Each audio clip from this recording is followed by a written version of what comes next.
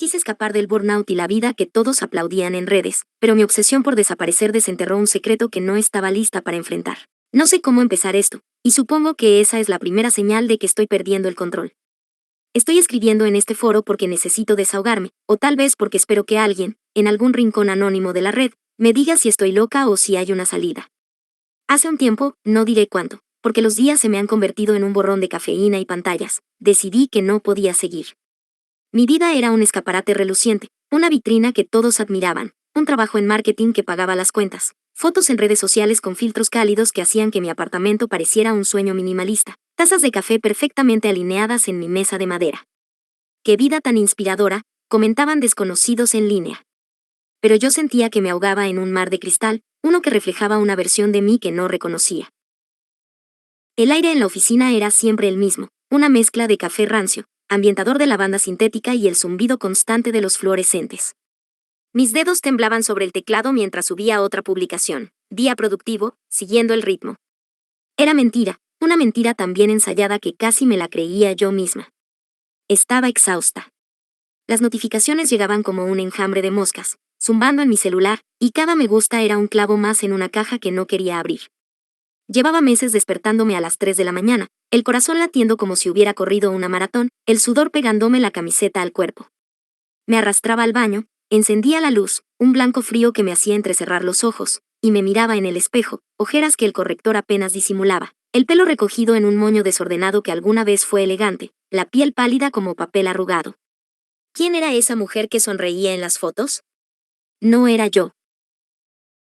Recuerdo un día específico, hace semanas, cuando todo empezó a desmoronarse.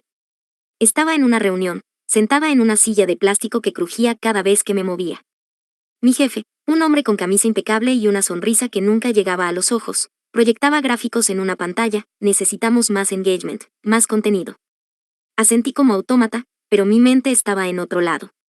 Imaginé un bosque, el olor a tierra mojada, el sonido de hojas crujiendo bajo mis botas. Quería estar ahí, no aquí.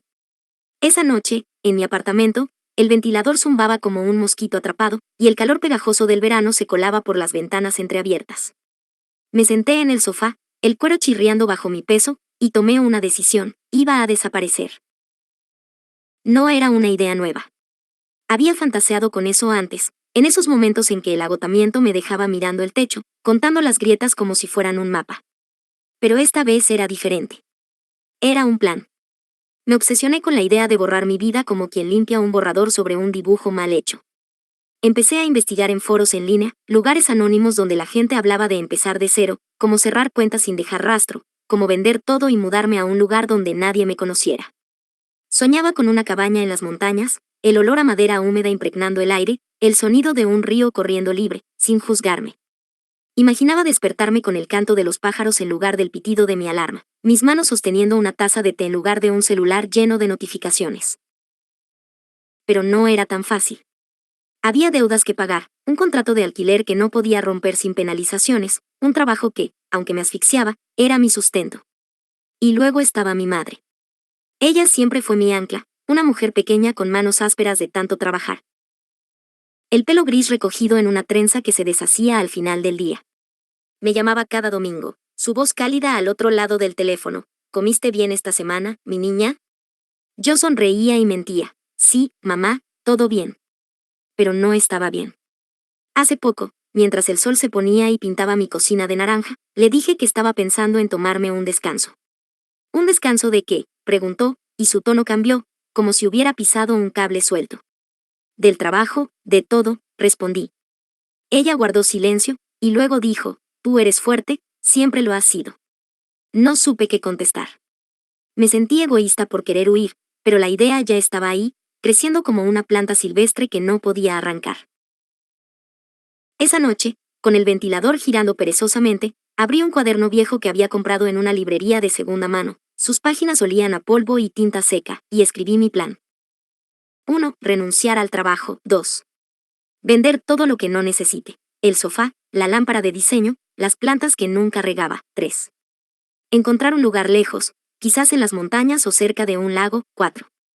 Decirle a mamá que era temporal, que volvería cuando estuviera lista. Escribirlo me dio una sensación de poder, como si estuviera reclamando algo que había perdido. Pero también había miedo, un nudo en el estómago que no podía deshacer. ¿Y si fallaba? ¿Y si terminaba más sola de lo que ya me sentía? Mientras garabateaba notas sobre cuánto dinero necesitaría, abrí mi correo para revisar facturas. Entonces lo vi, un mensaje sin asunto, enviado desde una dirección que no reconocí. Solo decía, no te vayas todavía. Hay algo que debes saber. Miré la pantalla durante minutos, el cursor parpadeando como un latido insistente. El silencio del apartamento se volvió pesado, interrumpido solo por el tic-tac del reloj en la pared. ¿Quién lo había enviado? ¿Era una broma? Mi primer instinto fue borrarlo, mis dedos flotaron sobre el teclado, listos para pulsar eliminar, pero algo me detuvo. En cambio, cerré el portátil con un golpe seco, como si pudiera encerrar esa inquietud dentro del metal. No dormí esa noche.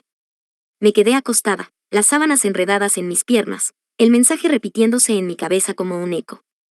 ¿Qué era tan importante como para que alguien quisiera retenerme? No tenía respuestas, pero supe entonces que mi plan, mi obsesión por escapar, acababa de chocar con algo mucho más grande. Actualización. Han pasado 3 días desde el mensaje, y no puedo sacármelo de la cabeza. Es como una astilla bajo la piel, pequeña pero imposible de ignorar.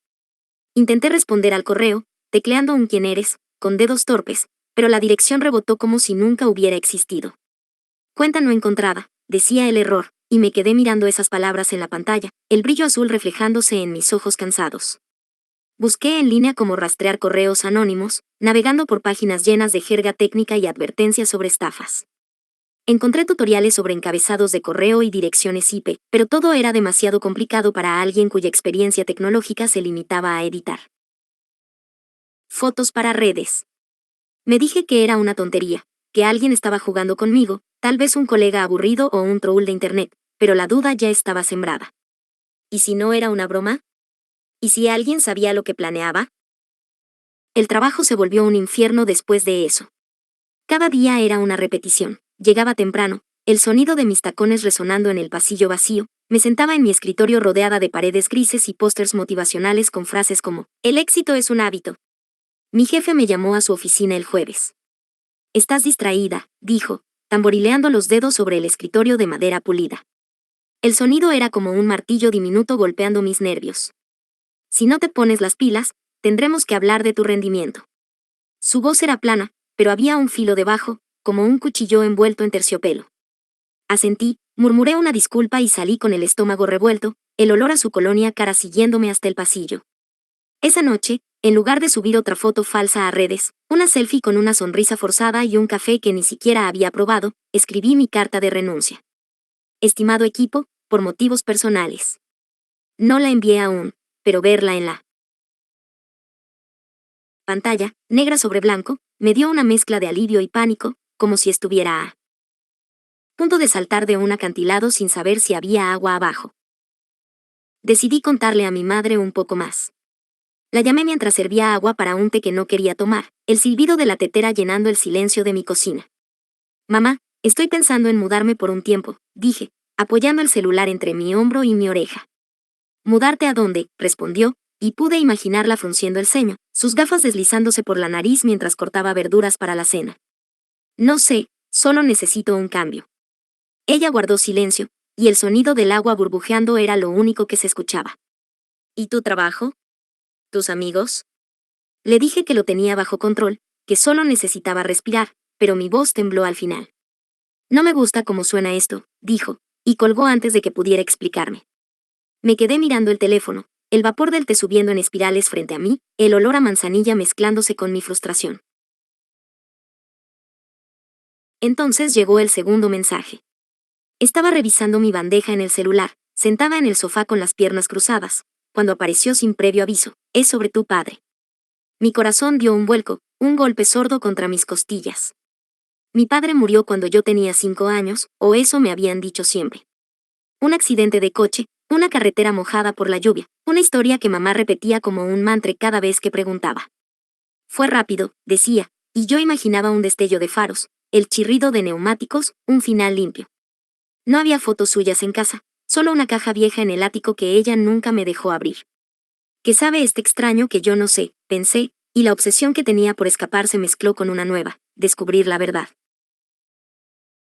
Pasé horas revisando recuerdos borrosos, sentada en el suelo de mi sala con una taza fría en las manos.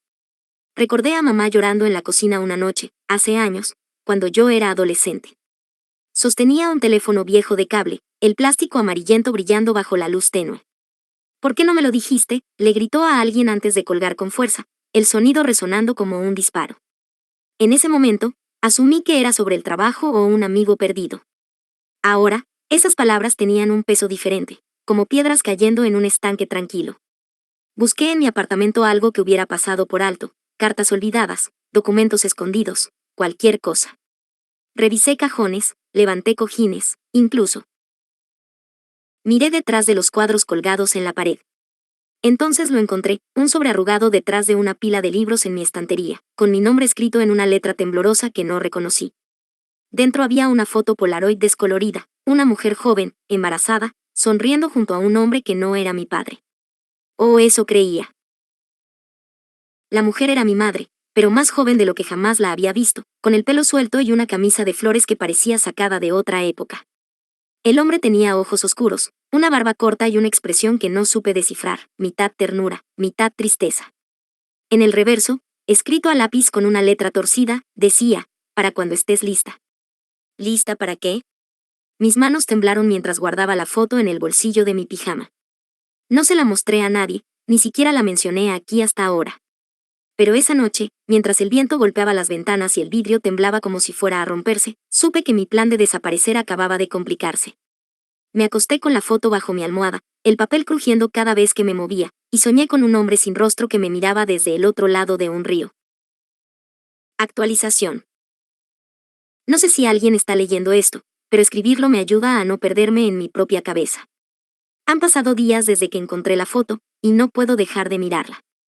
La saco de mi bolsillo una y otra vez, estudiando los detalles como si fueran un rompecabezas. El fondo borroso de un parque con árboles desnudos, la ropa anticuada, una chaqueta de pana en él, un vestido floreado en ella, la mano de mi madre descansando sobre su vientre redondeado. ¿Era yo esa bebé?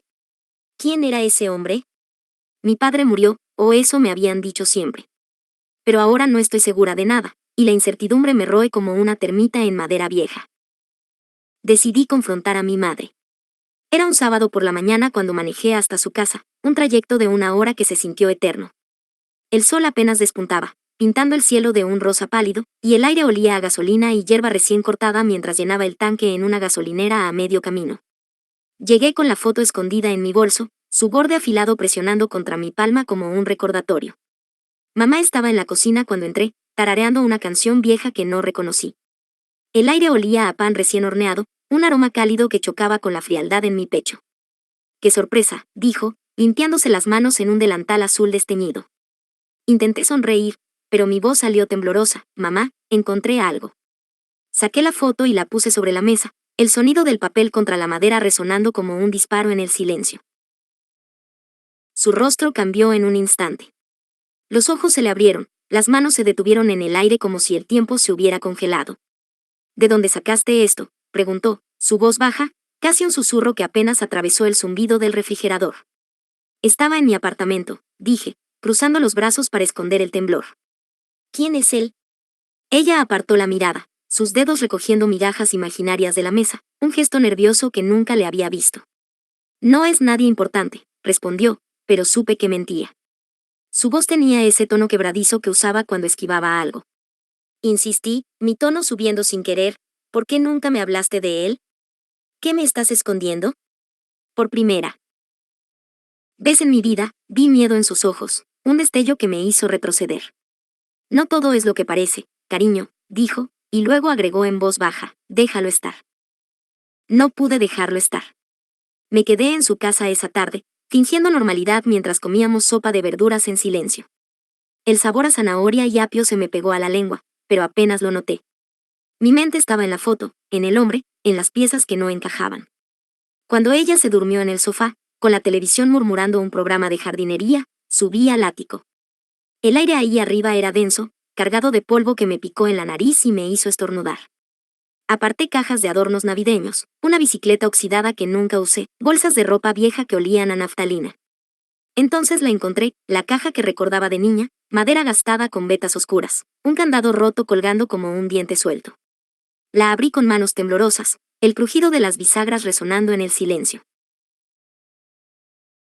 Dentro había cartas amarillentas atadas con una cuerda deshilachada, un collar con un colgante en forma de llave que brillaba débilmente bajo la luz de mi linterna, y un cuaderno lleno de garabatos y notas a mano. Las cartas eran de alguien llamado L, dirigidas a mi madre.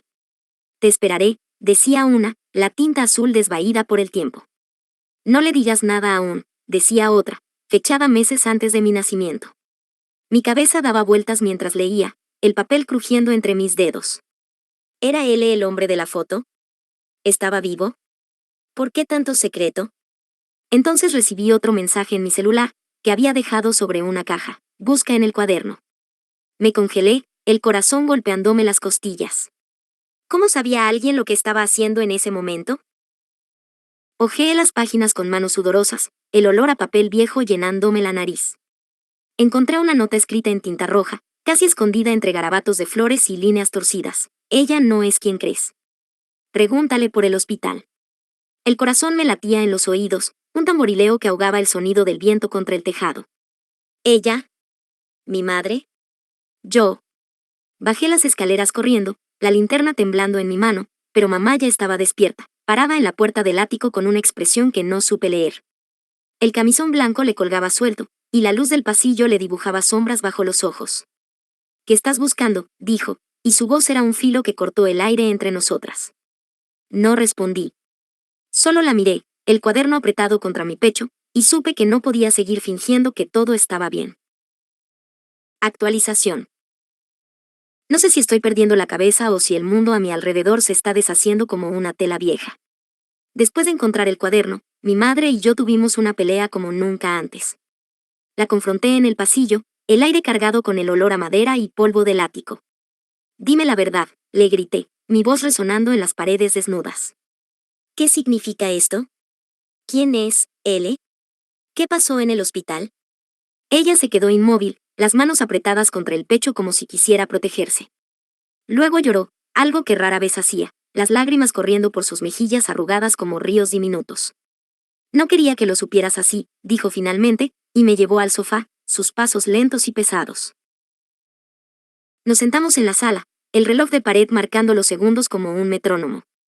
El cojín bajo mi cuerpo estaba desgastado, el relleno escapándose por una costura rota. Tu padre no murió en un accidente, confesó, su voz temblando como una hoja en el viento. Se fue. Nos dejó cuando estabas por nacer. La habitación se sintió más fría de repente, el aire helándome los brazos desnudos. ¿Por qué me mentiste?, pregunté, mi voz apenas audible sobre el tic-tac del reloj. Porque no quería que crecieras sintiéndote abandonada, respondió, secándose los ojos con el borde del camisón. Luego señaló la foto, que yo había dejado sobre la mesa de centro. Ese hombre, Luis, era mi hermano. Tu tío. Murió poco después de que nacieras, en un accidente real. Entonces, ¿por qué las cartas?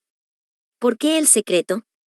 Ella dudó, mordiéndose el labio antes de continuar, porque yo no soy tu madre biológica. El suelo se abrió bajo mis pies, un abismo que me tragó entera. Me explicó que mi verdadera madre era una amiga suya, una mujer llamada Clara que murió en el parto. Ella me adoptó, me crió como suya, y mi padre, el hombre que se fue, nunca lo aceptó. Luis, mi tío, lo sabía todo y le escribió esas cartas para apoyarla, para prometerle que estaría ahí. Pero había más. Fui al hospital hace años, dijo, su mirada perdida en un punto de la pared, porque alguien dejó una nota diciendo que estabas en peligro. No entendí. ¿Qué peligro? ¿Cuándo? Mi mente giraba, tratando de unir las piezas. Los mensajes anónimos cobraron sentido entonces. Alguien más sabía esto, alguien me estaba guiando, o manipulando, hacia la verdad. Corrí a mi bolso y revisé mi celular, otro correo acababa de llegar. Revisa el colgante, decía. Subí al ático otra vez, mis pasos resonando en la madera crujiente, y abrí el collar que había encontrado. Dentro había un papel diminuto, doblado tantas veces que apenas se sostenía. Lo desplegué con dedos temblorosos, una dirección y una fecha, escrita en tinta desvaída. Un hospital, hace 30 años. Era el día de mi nacimiento. El colgante se me cayó de las manos, aterrizando con un tintineo metálico en el suelo polvoriento. Al día siguiente, manejé hasta esa dirección. Era un edificio abandonado en las afueras de la ciudad, un esqueleto de concreto rodeado de hierba seca y alambre oxidado. El sol quemaba mi nuca mientras estacionaba, el olor a asfalto caliente mezclándose con el polvo que levantaba el viento. Entré con una linterna, mis zapatillas crujiendo sobre vidrios rotos. Las ventanas eran ojos vacíos, el eco de mis pasos rebotando en las paredes desconchadas. Bajé al sótano por una escalera húmeda, el aire cargado de moho y algo más dulce, como fruta podrida. Encontré una sala llena de archivadores oxidados, el metal frío bajo mis dedos mientras buscaba. Entonces lo vi, mi certificado de nacimiento, amarillento y arrugado, en una carpeta marcada con un número. Pero había dos nombres, el mío y otro, tachado con tinta negra tan gruesa que no pude leerlo. Alguien había estado aquí antes.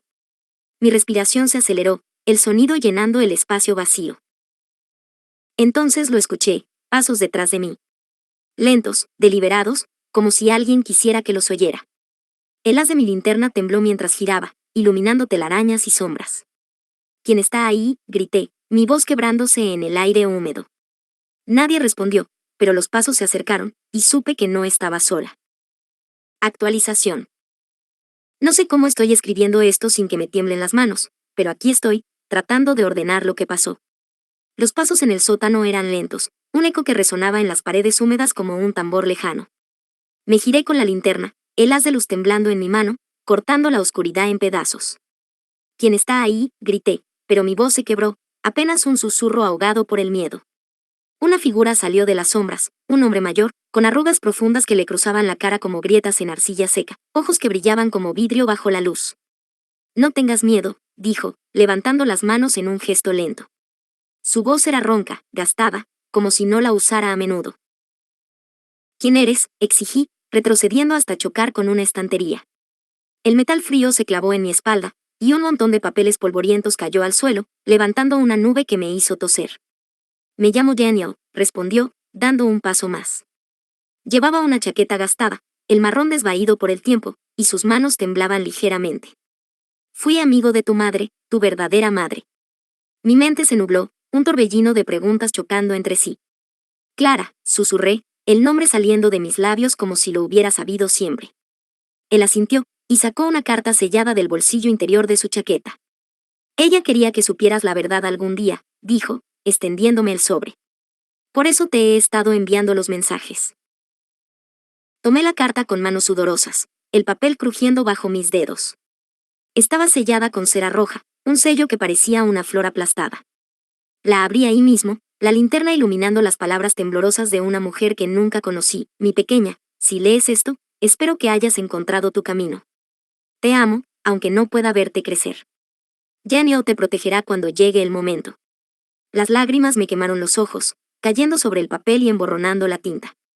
Miré a Daniel, su rostro borroso a través del llanto. ¿Por qué ahora?, pregunté, mi voz rota. Porque estabas a punto de desaparecer, dijo, cruzando los brazos como si el frío del sótano lo alcanzara. Te vi en redes, subiendo esas fotos vacías. Luego supe que planeabas irte. No podía dejar que te fueras sin saber quién eres. Me habló de mi madre biológica, Clara, una mujer de risa fácil y ojos tristes que había trabajado con él en el hospital. Me contó cómo murió, cómo él estuvo ahí, sosteniendo su mano mientras se desvanecía. Luego habló de mi padre, el hombre que abandonó a mi madre adoptiva. Estaba vivo, viviendo en otra ciudad bajo un nombre falso, un carpintero solitario que nunca miró atrás. Daniel lo había rastreado hace años, pero no se acercó por miedo a romper mi vida. Regresé a casa con la carta apretada contra mi pecho, el olor a moho del sótano aún pegado a mi ropa. Confronté a mi madre adoptiva otra vez, esta vez sin gritos. Nos sentamos en la cocina, el olor a café recién hecho llenando el aire. Siempre serás mi hija, dijo, sus manos envolviendo las mías, ásperas pero cálidas. Lloramos juntas, un silencio roto solo por el goteo del grifo. Algo en mí había cambiado. La obsesión por escapar se transformó en una necesidad de entender mi lugar en el mundo, de construir algo nuevo sobre las ruinas de lo que había descubierto. Semanas después, encontré a mi padre biológico. Manejé 3 horas hasta un pueblo olvidado, el aire oliendo a pino y tierra húmeda. Era un hombre gris, encorvado sobre un banco de trabajo, las manos llenas de astillas. Me miró con ojos vacíos, apenas reconociéndome. ¿Qué quieres?, gruñó, y su voz era un eco de alguien que ya no existía para mí. No sentí odio, solo un vacío que se desvaneció al darme la vuelta. No merecía mi energía. Hoy, mientras escribo esto, estoy empacando mi apartamento. El sofá ya no está, vendido a un estudiante por unas monedas. Las plantas secas están en la basura, las macetas vacías apiladas en un rincón. No voy a desaparecer como planeé. Me mudo, sí, a un pueblo pequeño cerca de un lago, donde el aire huele a agua y libertad. Mi madre y yo estamos reconstruyendo lo que se rompió, hablando más de lo que nunca hicimos. Daniel me escribe de vez en cuando, cartas cortas que llegan como un eco del pasado, un guardián silencioso que no pide nada. No sé si hice lo correcto al seguir las pistas, pero por primera vez en mucho tiempo, respiro sin que el aire me pese. El burnout se desvanece, y en su lugar hay algo nuevo, no sé si es paz, pero se siente como un comienzo. ¿Qué opinan ustedes? ¿Valió la pena? Para más historias como esta, déjame saberlo en los comentarios. Regálame un like y suscríbete para ver más contenido como este.